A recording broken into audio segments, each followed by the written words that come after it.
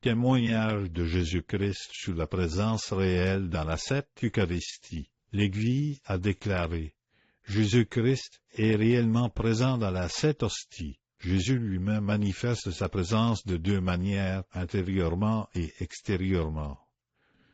Manifestation intérieure. La manifestation intérieure s'opère dans l'âme du communiant. Jésus accomplit dans l'âme qui le reçoit un triple miracle.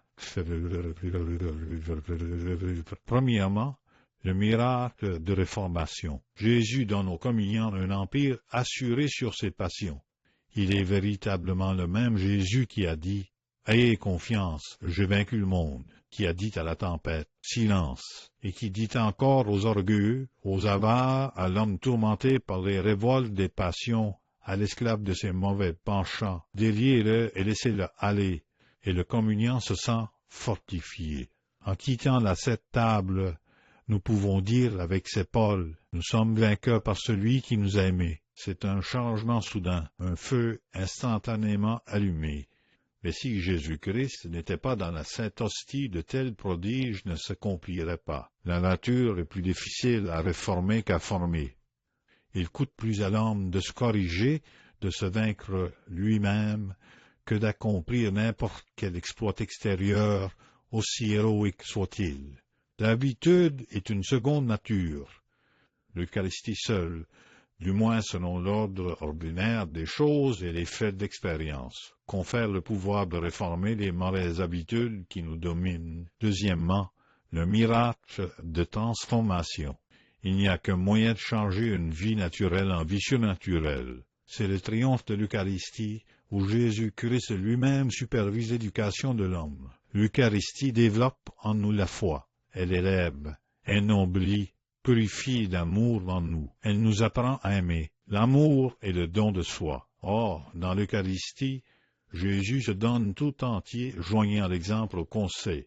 L'Eucharistie transforme même notre extérieur en communiquant au corps une certaine grâce, une beauté, reflet de la beauté intérieure. Il y a sur le visage du communiant un rayon de la divinité, dans ses paroles un charme, dans toutes ses actions une douceur qui témoigne de la présence de Jésus-Christ. C'est le parfum de Jésus. Troisièmement, le miracle de puissance qui fait oublier soi-même, s'immoler. C'est l'homme face au malheur, puisant dans l'Eucharistie une force supérieure au malheur. C'est le chrétien trouvant au milieu de l'adversité, de la calomnie et de l'agonie, le calme et la paix dans l'Eucharistie. C'est le fidèle soldat de Jésus, surmontant la tentation, s'élevant au-dessus des assauts des hommes et de l'enfer par la sainte communion.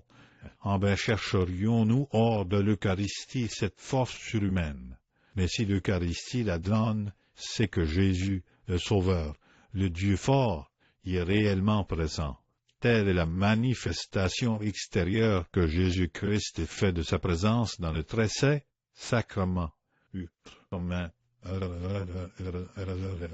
Manifestation publique, nous avons vu des pécheurs, profanateurs de l'auguste sacrement, publiquement punis pour leur audace. Jésus a manifesté sa justice. À peine Judas eut-il reçu sacrilègement le corps de son Dieu, que Satan entra en lui.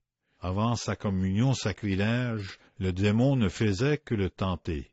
Après, il prit possession de lui, et introvit un homme Satanas. C'est Paul trouva, dans les communions tièdes ou sacrilèges des Corinthiens, la raison de leur indifférence, de leur sommeil léthargique face au bien. Ido multi infirmi, et si inter vous dormir multi, c'est pourquoi il y a parmi vous beaucoup de malades et d'infirmes, et beaucoup qui meurent. L'histoire rapporte de nombreux exemples terribles de communiants indignes soudainement frappés par la justice de notre Seigneur qu'ils outragèrent dans l'Eucharistie. Dans la Sainte Eucharistie, Jésus manifeste encore son pouvoir sur les démons. Lors des exorcismes, pour vaincre les démons ayant résisté à tous autres moyens, on leur a présenté la Sainte Hostie. Ils poussèrent des cris de rage et succombèrent devant leur Dieu présent. À Milan, Saint Bernard déposa, après le pâté de la messe, le calice et la patène sur la tête d'un possédé. Le démon sortit de lui furieux, prononçant ces terribles paroles.